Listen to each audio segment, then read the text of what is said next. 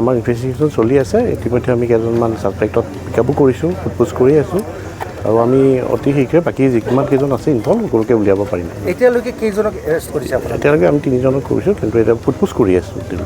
আৰু আপোনালোকে ছাছপেক্ট আৰু কিমানজন আছে? চাব লাগিব, তেওঁলোকক সোধপোছ কৰি একজেক্ট হেৰিটো পোৱা যাব তেতিয়া। আপোনালোকৰ হিচাপত এইটো কি মাৰ্ডাৰ নে কিবা? সিহঁতে কৈ আছে যেনেকুৱা গাঁৱৰ মানুহে কৈ আছে এইটো ৰেপ এণ্ড মাৰ্ডাৰ। এইটোতো এতিয়া আমাৰ ইনিচিয়েল যোৱাকালিৰ ঘটনাহে, গোটেই ৰিপৰ্ট অহা নাই, মেডিকেলৰ ৰিপৰ্ট আহিব লাগিব। গোটেইবোৰ অহাৰ পিছতহে আমি কনফাৰ্মলি ক'ব পাৰিম যে একজেক্ট কি হৈছিল।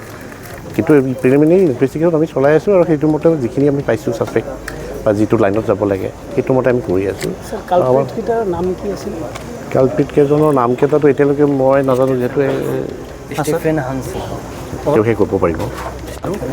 और एक है अब्दुल रहमान और एक अभी বাকীটো ওলাই আছোঁ আমি, জাষ্ট হেৰিহে সোধপোছ কৰি আছোঁ গোটেইখিনি। उसमें है सर, उनका नाम क्या था? स्टीफन हंस शायद लुंको पोस्ट में नहीं, कुछ राना उसको करना हमने है। भेज दिया है। সেইখিনি ভিতৰত আমি পিছত আপোনালোকে চিকিউৰিটি ৰিজনত হেৰি কৰি থাকিম পিছত কৰিম।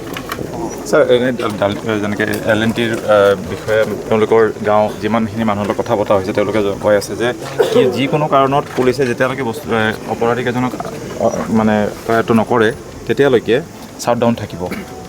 এতিয়া সেইখিনি আমাৰ তেওঁলোকে L&T আৰু তেওঁলোকৰ ফালৰ পৰা যিখিনি আমাক সহায় কৰিব লাগে কোপাৰেশ্যন কৰি আছে।